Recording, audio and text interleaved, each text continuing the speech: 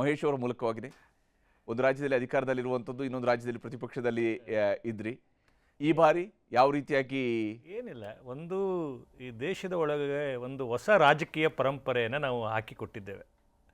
ಪುನಃ ಪುನಃ ಚುನಾವಣೆಯಲ್ಲಿ ಗೆಲ್ಲುವಂಥದ್ದು. ಕಳೆದೊಂದು 10 ಚುನಾವಣೆ ತೆಗೆದು ನೋಡಿ. BJP ಬಿಟ್ಟು ಇನ್ಯಾವ ರಾಜಕೀಯ ಪಾರ್ಟಿ ಕೂಡ ಪುನಃ ಪುನಃ ಗೆಲ್ಲುವಂಥ ಅಭ್ಯಾಸವೇ ಗೊತ್ತಿಲ್ಲ ಅವರಿಗೆ.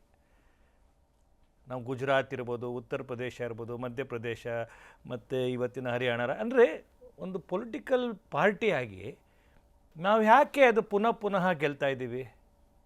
ಪುನಃ ಪುನಃ ಯಾಕೆ ಗೆಲ್ತಾ ಇದ್ದೀವಿ ಅಂತಂದರೆ, ನಾವು ಕೊಡೋವಂಥ ಆಡಳಿತ ಇದೆಯಲ್ಲ, ಅದೆಲ್ಲೋ ಜನರ ಮನಸ್ಸಿನೊಳಗಡೆ ಅದು ಭದ್ರಸ್ಥಾನವನ್ನು BJP ಕೊಡ್ತಾ ಇದೆ. ಆ ನಿಟ್ಟಿನಲ್ಲಿ ಮಹಾರಾಷ್ಟ್ರದ ಒಳಗಡೆ ಕೂಡ ನಾವು ಪುನಃ ಆಯ್ಕೆ ಆಗೋರಿದ್ದೇವೆ. ನಾವು ಖಂಡಿತ ಆಯ್ಕೆ ಆಗಿರೋದು ಭಾಳ ದೊಡ್ಡ ಅಂತರದ ಒಳಗಡೆ ಈ ಪುನಃ ಆಯ್ಕೆ ಆಗುವಂಥ ಒಂದು ಟ್ರೆಂಡ್, ಹ್ಯಾಬಿಟನ್ನು ನಾವೇನು ನಮ್ಮ ಕಾರ್ಯಕರ್ತರನ್ನು ಕೊಟ್ಟಿದ್ದೀವಿ, ಅದನ್ನು ಮುಂದುವರಿಸ್ಕೊಳ್ಳೋ ಅಂಥದ್ದು. ಜಾರ್ಖಂಡಿನ ಒಳಗಡೆ ಅತ್ಯಂತ ದೊಡ್ಡದಾದಂಥ ಆ್ಯಂಟಿ ಇನ್ಕಂಬೆನ್ಸಿ, ಬಹುಶಃ ಕರ್ನಾಟಕ ಬಿಟ್ಟರೆ ಅತ್ಯಂತ ದೊಡ್ಡ ಭ್ರಷ್ಟಾಚಾರದ ಒಳಗಡೆ ಇರ್ತಕ್ಕಂಥ ಇನ್ನೊಂದು ರಾಜ್ಯ ಇದ್ದರೆ ಅದು ಜಾರ್ಖಂಡ್.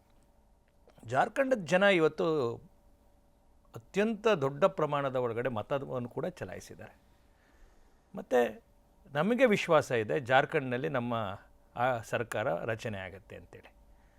ಅದು ಇಲ್ಲಿ ಉಲ್ಲೇಖ ಮಾಡಬೇಕಾಗಿರ್ತಕ್ಕಂಥದ್ದು, ಎಲ್ಲ ರಾಜ್ಯಗಳಿಗೆ ನಮಗೇನಪ್ಪ ಆಗ್ತಾಯಿದೆ ಅಂದರೆ, ಭಾಳ ಅಡ್ವಾಂಟೇಜ್ ಕೊಡ್ತಾ ಇರ್ತಕ್ಕಂಥದ್ದು ಏನಂದರೆ, ಪ್ರಸ್ತುತ ರಾಜ್ಯ ಕಾಂಗ್ರೆಸ್ ಸರ್ಕಾರದ ಏನು ಒಂದು ಇನ್ಕಾಂಪಿಟೆನ್ಸು, ಒಂದು ದುರಾಡಳಿತ, ಒಂದು ಭ್ರಷ್ಟಾಚಾರ, ಅದು ಹೇಗೆ ಹರಿಯಾಣದಲ್ಲಿ ನಮಗೆ ಲಾಭ ತಂದು ಕೊಡ್ತೋ ಹಾಗೆ ಬೇರೆ ರಾಜ್ಯಗಳಲ್ಲೂ ತಂದು ಕೊಡ್ತಾ ಇದೆ. ಓಕೆ, ಖಂಡಿತ. ನಿಖಿತ್ ರಾಜ್ ಅವರೇ, ಯಾವ ಸ್ವರೂಪದಲ್ಲಿ ಈಗ ಒಂದು ರಾಜ್ಯದಲ್ಲಿ ಅಧಿಕಾರದಲ್ಲಿ ಇದ್ದೀರಿ, ಇನ್ನೊಂದು ರಾಜ್ಯದಲ್ಲಿ ಅಧಿಕಾರವನ್ನು ಹಿಡಿಯುವಂಥ ವಿಶ್ವಾಸ ಇದೆಯಾ? ಇಲ್ಲ, ಎರಡೂ ರಾಜ್ಯದಲ್ಲಿ ನಾವು ಮತ್ತೆ ಅಧಿಕಾರಕ್ಕೆ ಬರ್ತೀವಿ ಅನ್ನುವಂಥ ಸಂಪೂರ್ಣ ವಿಶ್ವಾಸ ನಮಗಿದೆ. ಭಾಳ ಮುಖ್ಯವಾಗಿ ನಾನು ಮಹೇಶ್ ಜಿ ಅವ್ರು ಮಾತಾಡಬೇಕಾದ್ರೆ ಒಂದು ಮಾತು ಹೇಳಿದ್ರು, ಇದೇನು ಜಾರ್ಖಂಡನ್ನು ಉದ್ಧರಿಸಿ ಮಾತನಾಡಬೇಕಾದ್ರೆ, ಜಾರ್ಖಂಡು ಕರ್ನಾಟಕವನ್ನು ಬಿಟ್ಟರೆ ಫಸ್ಟು, ಅದಾದಮೇಲೆ ಅತ್ಯಂತ ಎರಡನೇ ಅತಿ ದೊಡ್ಡ ಭ್ರಷ್ಟಾಚಾರ ಮಾಡುವಂಥ ರಾಜ್ಯ ಅದು ಜಾರ್ಖಂಡ್ ಅಂತ ಒಂದು ಮಾತು ಹೇಳಿದರು. ಬಹುಶಃ ಅವ್ರಿಗೆ ಬೊಮ್ಮಾಯಿ ಸರ್ಕಾರದ ಕಾಲದಲ್ಲಿ 40% ತಿಂದು ತೇಗಿ ಇಡೀ ಕರ್ನಾಟಕ ರಾಜ್ಯದ ಜನ ಚೀತು ಅಂದಿದ್ದು ನೆನಪಾಗಿರಬೇಕು. ಹೀಗಾಗಿ ಪಾಪ ಅವರು ಅದನ್ನು ಮತ್ತೆ ನೆನಪಿಸ್ಕೊಂಡು ಅದನ್ನು ಹೇಳ್ತಾ ಇದ್ದಾರೆ. ಇರಲಿ, ಅದು ಪಾಪ ಅದು ಮರೆಸೋಣ. ಆದರೆ ಒಂದಂತೂ ಸತ್ಯ ಏನು ಅಂತಂದರೆ, ಅವರು ಇತ್ತೀಚೆಗೆ ಅವ್ರು ಇನ್ನೊಂದು ಮಾತು ಹೇಳಿದರು, ಹ್ಯಾಬಿಟ್ ಆಗಿದೆ ನಮಗೆ ಗೆಲ್ಲೋದು, ಪದೇ ಪದೇ ನಾವು ಗೆಲ್ತಾ ಇದ್ದೀವಿ ಅಂತ. ಹ್ಯಾಬಿಟ್ ನಿಮಗೆ ಗೆಲ್ಲೋದಲ್ಲ, ಗೆದ್ದಿರೋ ಸರ್ಕಾರವನ್ನು ಉರುಳಿಸೋದು ನಿಮಗೆ ಹ್ಯಾಬಿಟ್ ಆಗಿದೆ. ಮತ್ತು ಜನ ಒಂದಷ್ಟು ಸಾರ್ತಿ ನಾವು ಗೆದ್ದಿದ್ದೀವಿ ಅಂದ ಮಾತ್ರಕ್ಕೆ ಮತ್ತೆ ನಮ್ಮನ್ನು ಗೆಲ್ಲಿಸ್ತಾರೆ ಅನ್ನೋ ಭ್ರಮೇಲಿ ಕೂಡ ಇರಬೇಡಿ. ಅಬ್ರಹಾಂ ಲಿಂಕನ್ ಭಾಳ ಸುಂದರವಾಗಿ ಒಂದು ಮಾತು ಹೇಳ್ತಾರೆ sir, few people can be fooled all the times, all the people can be fooled few times, but all the people can not be fooled all the times ಅಂತ. ಸೊ ಕೆಲ ಜನರನ್ನು ಎಲ್ಲ ಕಾಲದಲ್ಲೂ ಮೂರ್ಖರನ್ನಾಗಿಸ್ಬೋದು, ಎಲ್ಲರನ್ನ ಕೆಲ ಕಾಲ ಮೂರ್ಖರನ್ನಾಗಿಸ್ಬೋದು, ಆದರೆ ಎಲ್ಲರನ್ನೂ ಎಲ್ಲ ಕಾಲದಲ್ಲೂ ಮೂರ್ಖರನ್ನಾಗಿಸೋಕ್ಕೆ ಸಾಧ್ಯ ಇಲ್ಲ. ಭಾರತ ದೇಶದ ಪ್ರಜೆಗಳು ನೀವು ಕೊಟ್ಟಿರುವಂಥ ಮಾತುಗಳು, ನೀವು ಹೇಳಿದಂಥ ಸುಳ್ಳುಗಳು, ಇದೆಲ್ಲವನ್ನೂ ನೋಡಿದ್ದಾರೆ. ಮಹಾರಾಷ್ಟ್ರದಲ್ಲಿ ಮನೆಯನ್ನು ಒಡೆದು 3 ಬಾಗಿಲು ಮಾಡಿ, ಪಕ್ಷಗಳನ್ನು ಒಡೆದು, ಯಾರು ನಿಮಗೆ ಅವತ್ತು ಬಾಗಿಲು ತೆಗೆದಿದ್ದರೋ ಅವರನ್ನೇ ಮುಳುಗಿಸಿ ನೀವು ಕಳೆದ ಬಾರಿ ಸರ್ಕಾರದ ಭಾಗವಾಗಿ ಕೂತ್ಕೊಂಡಿದ್ರಿ. ಆದರೆ ಈ ಬಾರಿ ಮತ್ತೆ ಅದೆಲ್ಲವನ್ನೂ ನೋಡಿರುವಂಥ ಮಹಾರಾಷ್ಟ್ರದ ಮತದಾರ ಭಾಳ ಬುದ್ಧಿವಂತಿಕೆಯಿಂದ ಮತದಾನವನ್ನು ಮಾಡಿದ್ದಾನೆ. ಭಾಳ ಅದ್ಭುತವಾದ ದಿಕ್ಕನ್ನು ಈ ಬಾರಿ ನಿಮಗೆ ತೋರಿಸ್ತಾನೆ. ಗೆಟ್ ಔಟ್ ಫ್ರಮ್ ಮಹಾರಾಷ್ಟ್ರ ಅನ್ನುವ ಮಾತನ್ನು ಹೇಳ್ತಾನೆ. ಜಾರ್ಖಂಡ್ ಅವ್ರು ನಿಮ್ಗೆ ಡೋರ್ ಓಪನ್ ಮಾಡೋಕೆ ಸಾಧ್ಯನೇ ಇಲ್ಲ. ಓಕೆ ಮಾತಾಡ್ತೀನಿ. ಅದೇ ಅರುಣ್ ಅವರೇ, ತಮ್ಮ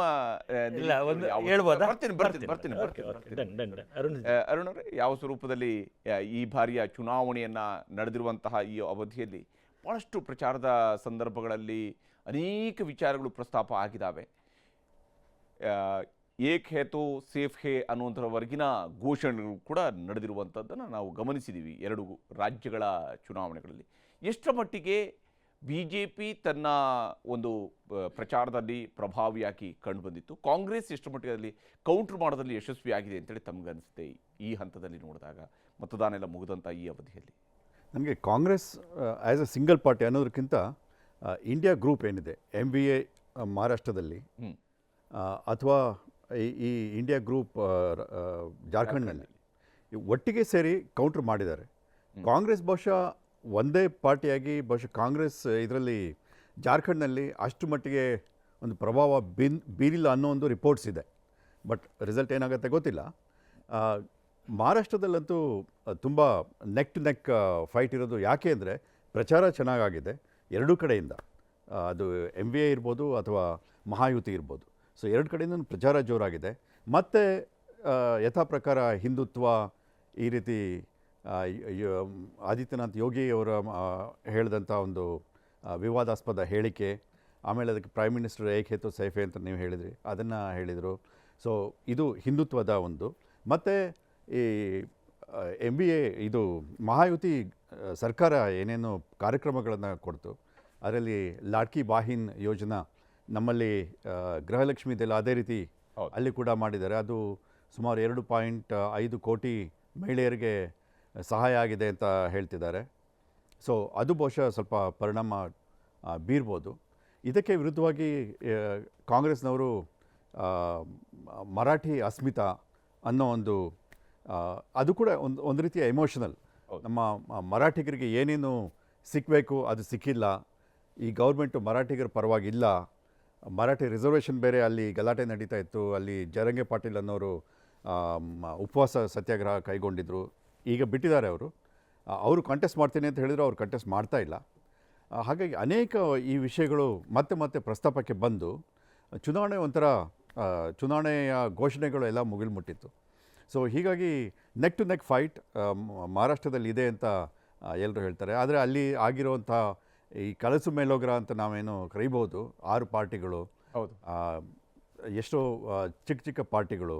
ಅಲ್ಲಿ ಇನ್ನೊಂದು ಮುಖ್ಯ ಅಂಶ ಅಂದರೆ ಮಹಾರಾಷ್ಟ್ರದಲ್ಲಿ ನೋಡಿ 1995ರಲ್ಲಿ 45 ಜನ ಇಂಡಿಪೆಂಡೆಂಟ್ಸ್ ಗೆದ್ದಿದ್ರು.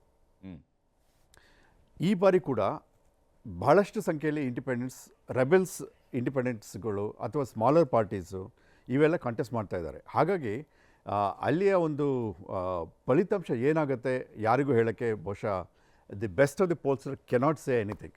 ಸೊ ಆ ಥರವಾದಂಥ ಪರಿಸ್ಥಿತಿ ಮಹಾರಾಷ್ಟ್ರದಲ್ಲಿ ಇದೆ. ಸೊ ಯಾರು ಬರ್ತಾರೆ ಯಾರು ಬರೋದಿಲ್ಲ, ಹಂಗೆ ಅಸೆಂಬ್ಲಿ ಆಗುತ್ತಾ, ಆದರೆ ಹಂಗೆ ಅಸೆಂಬ್ಲಿ ಏನಾದರೂ ಆದರೆ ಅತಂತ್ರ ಅಸೆಂಬ್ಲಿ ನಿರ್ಮಾಣ ಆದರೆ ಯಾರು ಎಲ್ಲಿ ಹೋಗ್ತಾರೆ? ಈ 6 ಪಾರ್ಟಿಗಳಲ್ಲಿ 4 ಪಾರ್ಟಿಗಳು ಕಾಂಗ್ರೆಸ್ ಮತ್ತು BJP ಎಲ್ಲಿಗೂ ಹೋಗದೇ ಇರ್ಬೋದು, ಆದರೆ ಉಳಿದಂಥ ಒಂದು 4 ಪಾರ್ಟಿಗಳೇನಿದೆ ಅವರು ಯಾರ ಜೊತೆಗೆ ಹೋಗ್ತಾರೆ ನೋಬಡಿ ಕ್ಯಾನ್ ಪ್ರೆಡಿಕ್ಟ್. ಅಲ್ಲಿ ಮತ್ತೆ ಒಂದಾಗುವಿಕೆ, ಮತ್ತೆ ಒಂದಾಗೋದು, ಸೇರುವಂಥದ್ದು ಇವೆಲ್ಲ ಹೌದು.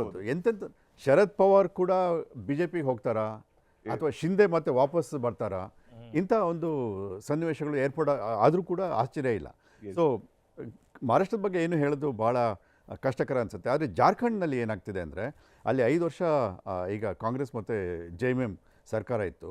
ಅಲ್ಲಿ BJP ಭಾಳ ಸ್ಟ್ರಾಂಗ್ ಆಗಿ ಈಗ ಒಂದು ಅಪೋಸಿಷನ್ ಪ್ರಚಾರ ನಡೆಸ್ತಾ ಇದೆ.